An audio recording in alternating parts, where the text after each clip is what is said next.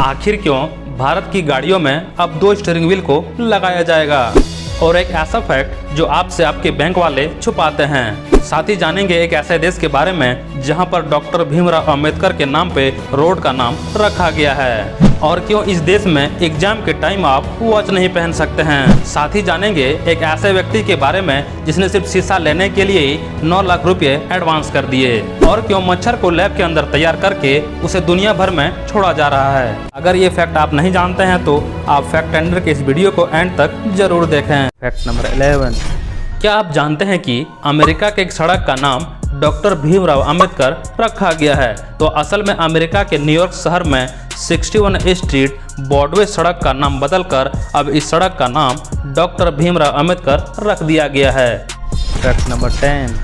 क्या आपको पता है कि क्यों लिफ्ट के अंदर फोन कॉल में आवाज़ आना कम क्यों हो जाती है? जब भी आप कॉल पे बात करते करते लिफ्ट के अंदर जाते हैं तो ऐसा क्यों होता है? असल में लिफ्ट मेटल से पूरा कवर रहता है, तो मोबाइल की जो लेयर्स होती है वे इलेक्ट्रोमैग्नेटिक वेव्स होती है और ये किसी भी मेटल को पार नहीं कर सकती है, इसलिए लिफ्ट के अंदर अक्सर कॉल पे बात नहीं हो पाता है। अगर आप अपने मोबाइल को एल्युमिनियम फॉइल से कवर कर देंगे तो आपके मोबाइल पे कॉल नहीं आएगा, और इसे आप ट्राई भी कर सकते हैं। फैक्ट नंबर 9, एक ऐसा बैंक से रिलेटेड फैक्ट है जो अक्सर सभी बैंक वाले आपसे छुपाते हैं। जब आपने अपना सेविंग अकाउंट किसी भी बैंक में ओपन करवाया और मिनिमम 5000 बैलेंस होना चाहिए उसके अंदर, पर आप बैलेंस मेंटेन नहीं कर पाए क्योंकि आपके पास ज़्यादा पैसे नहीं है, और जब आप अकाउंट बंद करवाने गए तो बैंक वाले बोलते हैं कि अकाउंट बैलेंस आपने मेंटेन नहीं किया, इस वजह से आपका बैलेंस नेगेटिव में कर दिया गया है, -1500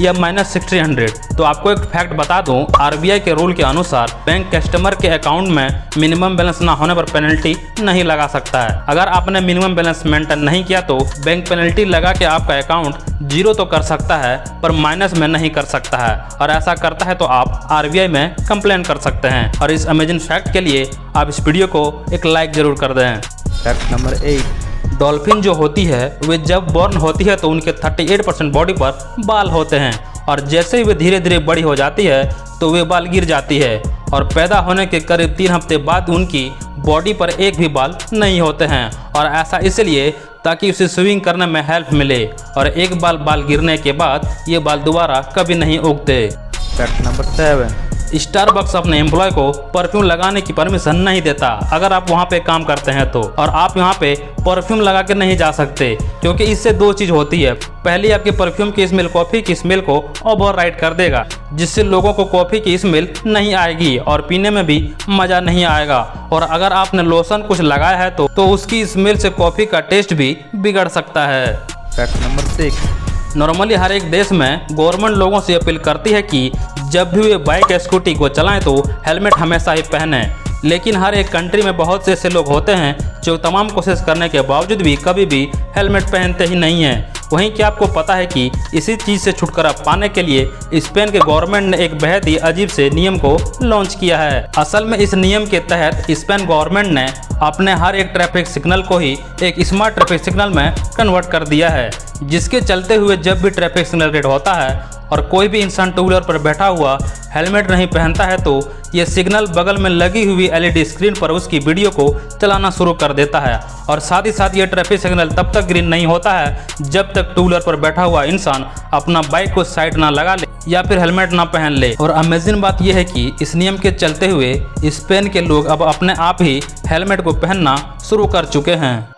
फैक्ट नंबर 5,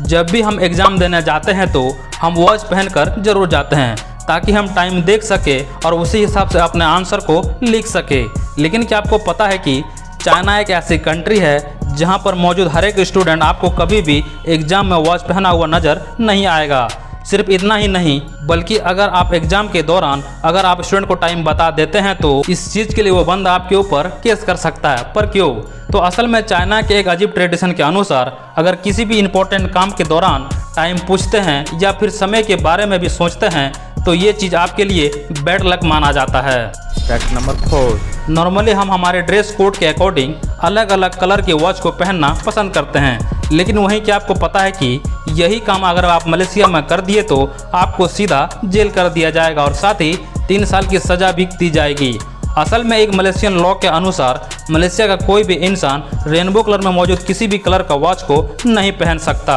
और ऐसा सिर्फ इसलिए क्योंकि ये कलर कहीं ना कहीं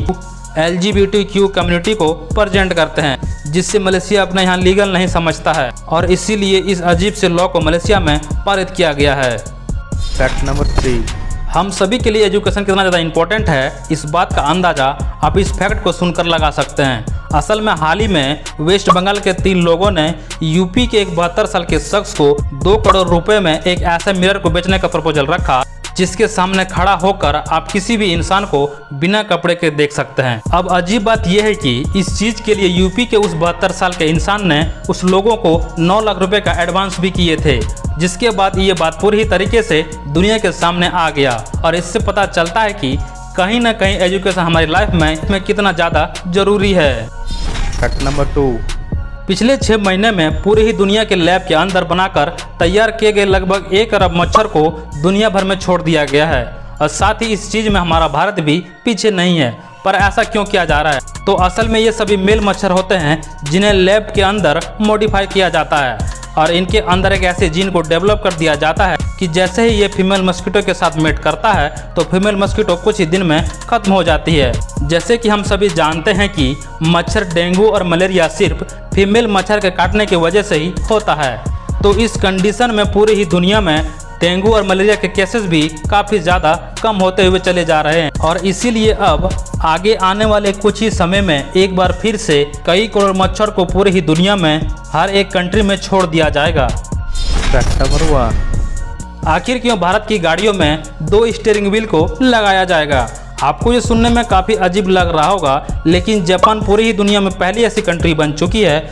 जहां की टोयोटा कार मैन्युफैक्चरिंग कंपनी ने मार्केट में एक ऐसी कार को लॉन्च कर दिया है जिसमें एक नहीं बल्कि 2 स्टीयरिंग व्हील मौजूद है। लेकिन सवाल ये उठता है कि जब एक कार को एक ही स्टीयरिंग व्हील की मदद से चलाया जा सकता है तो आखिर जापान ने मार्केट में 2 स्टीयरिंग व्हील वाली कार को टोयोटा ने लॉन्च किया ही क्यों, और कैसे यही कॉन्सेप्ट आगे आने वाले समय में हमारा देश भारत भी इस चीज को एडॉप्ट करेगा? असल में इसके पीछे 2 सबसे बड़े कारण हैं। बात अगर सबसे पहले कारण की जाए तो वो है ड्राइविंग कंफर्ट और सेफ्टी। जब भी हमें किसी भी कार या बस के थ्रू काफी लंबी दूरी तक ट्रेवल करना होता है तो एक कार या बस को एक ही समय पर सिर्फ एक ही ड्राइवर चला सकता है। लेकिन वहीं अगर इस कॉन्सेप्ट की बात की जाए तो इस कंडीशन में आप बिना गाड़ी या बस को रोके या फिर बिना गाड़ी से उतरे ही बेहद ही आसानी से बगल में बैठे हुए इंसान को उस गाड़ी का या बस का पूरा ही कंट्रोल दूसरे को दे सकते हैं। साथ ही साथ क्योंकि ये गाड़ी सेल्फ ड्राइविंग मोड के साथ आती है तो सेफ्टी को ध्यान में रखते हुए इमरजेंसी सिचुएशन में अगर ऑटोमेटिक में कोई गलती हो जाती है तो राइट या लेफ्ट दोनों साइड में बैठा हुआ कोई भी इंसान गाड़ी को आसानी से कंट्रोल करके उसे सुरक्षित कर सकता है। वहीं आप बात अगर दूसरे और मेन कारण की जाए तो ये है इन तरीके की कार की एक्सपोर्टिंग। असल में जापान में हर साल बहुत से लोग अपनी गाड़ियों को अपने साथ दूसरे देश में ले जाते हैं, लेकिन क्योंकि इन गाड़ियों के साथ सबसे बड़ी प्रॉब्लम यह है कि जापान में यह इंडिया की तरह ही लेफ्ट साइड ड्राइविंग रूल को फॉलो किया जाता है। जब भी इन गाड़ियों को किसी ऐसी कंट्री में एक्सपोर्ट किया जाता है जहां पर लेफ्ट हैंड साइड ड्राइविंग की वजह राइट हैंड साइड ड्राइविंग का रूल होता है, या तो इन गाड़ियों के ओनर्स को एक एक्स्ट्रा टेस्ट देना पड़ता है या फिर इन गाड़ियों की एक्सपोर्टिंग को ही पूरी तरीके से बंद कर दी जाती है। बहुत बार ऐसा होता है कि टेस्ट देने के बावजूद भी आप दूसरी कंट्री में अपनी गाड़ी को बेहद ही सिलेक्टेड जगह पर चला सकते हैं। लेकिन वहीं अगर किसी भी गाड़ी में 2 स्टीयरिंग व्हील के साथ कंट्रोल को लगा दिया जाएगा तो उस गाड़ी को पूरी ही दुनिया में